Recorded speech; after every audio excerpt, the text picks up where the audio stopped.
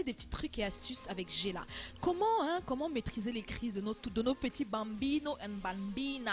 C'est-à-dire éduquer sans crier dessus sur les enfants. Exactement. Alors, donne-nous les petits secrets. En tout cas, les petits secrets, il y en a 4. 4 techniques clés pour mieux élever nos enfants. Oui. Sans crier, bien sûr, parce que j'en connais tellement que... Hey! Hey! Passe ici! Pas là-bas! Non mais attends, on crie pas. Et puis l'enfant dit, mais celle-là, elle est folle ou quoi? Non mais attends, tu Mais sais qu'est-ce quoi? qui lui arrive? Si tu cries sur l'enfant, l'enfant va crier sur toi. Ou même il y a des enfants limite comment on dit ça, les plus insolents te regardent. Quand tu finis, se tournent pas. Alors, on va parler des 4 techniques clés pour mieux élever vos enfants. C'est-à-dire, la parenté n'est pas facile, ça on le sait déjà. Cela peut sembler simple, mais pour certaines personnes, il existe des situations difficiles qui nécessitent une approche spéciale. Alors, on va donner les 4 techniques clés qui nous permettront de mieux élever nos enfants. Alors, la première chose, c'est de permettez aux enfants d'expliquer la situation. Oui. Alors, de nombreux parents font l'erreur de juger sans savoir ce qui s'est passé en premier. Permettez à vos enfants d'expliquer ce qui s'est passé avant de dire ou de faire quelque chose. Même si vous savez que cette histoire ne tient pas la route, ça, mais il faut permettre à l'enfant de s'exprimer. Qu'est-ce qui s'est passé, par exemple? Nana, dis-moi, qu'est-ce qui s'est passé? Dis-moi, même si tu sais que c'est faux, laisse l'enfant s'exprimer d'abord. Alors, la deuxième chose, c'est d'essayer de regarder les choses de leur point de vue. Essayez d'être enfant.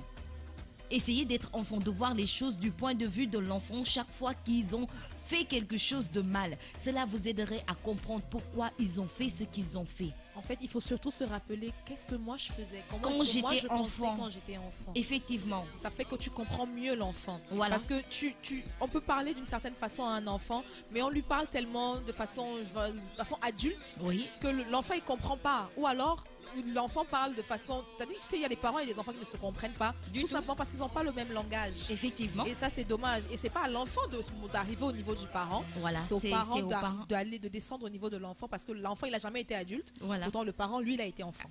Voilà. Donc, voilà. Alors, la troisième chose, c'est d'analyser la situation. Pensez-y calmement. Autant de punir vos enfants. Parfois, il vaut mieux les laisser être enfants au lieu de les punir.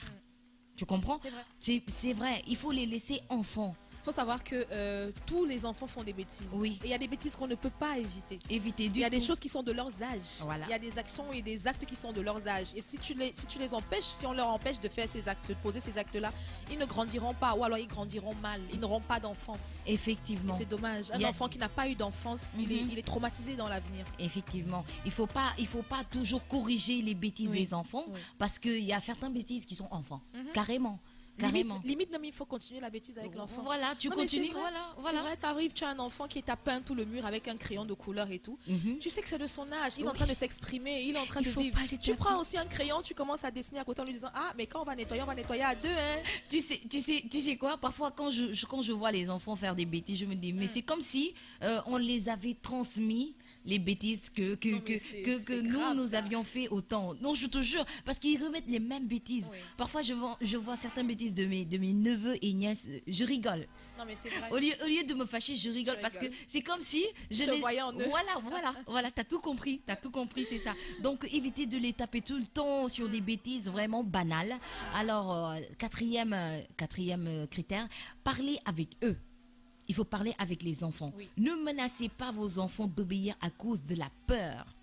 On en a parlé la dernière fois. C'est vrai. Et tu sais, on évite souvent le pire quand on écoute les enfants. Oui. Parce qu'ils sont enfants, on a souvent tendance à dire il sait pas ce qu'il dit. Oui. Il sait pas de quoi il parle. Un enfant va te dire maman, j'ai vu quelqu'un rôder autour de la maison. Il avait, je sais pas, un pied coupé, je sais pas. Tu vas te dire que non, il a regardé ça dans un dessin animé. Et tout. Il exagère. C'est dans sa tête, quoi. Des imaginations. Mais quand le pire va arriver, tu vas te dire mais mince. Si j'avais écouté l'enfant, pourtant il m'avait dit. Oui. Il m'avait dit que si, il m'avait dit que ça. Ou un enfant, t'imagines un enfant de 5 ans qui rentre et qui te dit, ah maman, j'ai un maître là qui me touche bizarrement. Non, je te jure. Non, tu as vu ça à la télé, non, il faut pas. Il faut écouter les enfants. Très patient, il faut être très patient. Ils n'ont pas souvent les bons termes, les bons mots. Pour expliquer ce qui se passe. Mais il faut les écouter. Parce qu'un enfant est capable de te dire ce qu'on lui a fait de mal, mais avec ses mots, mais toi tu prendras ça à la légère et tu ne vas t'en rendre compte que quand le pire sera arrivé. Ça c'est sûr. Bon. Alors il suffit de leur parler honnêtement et tout ira bien. Cela créera un lien entre vous qui vous aidera dans d'autres situations. Quand vous traumatisez votre enfant, vous pourrez rien retirer d'eux.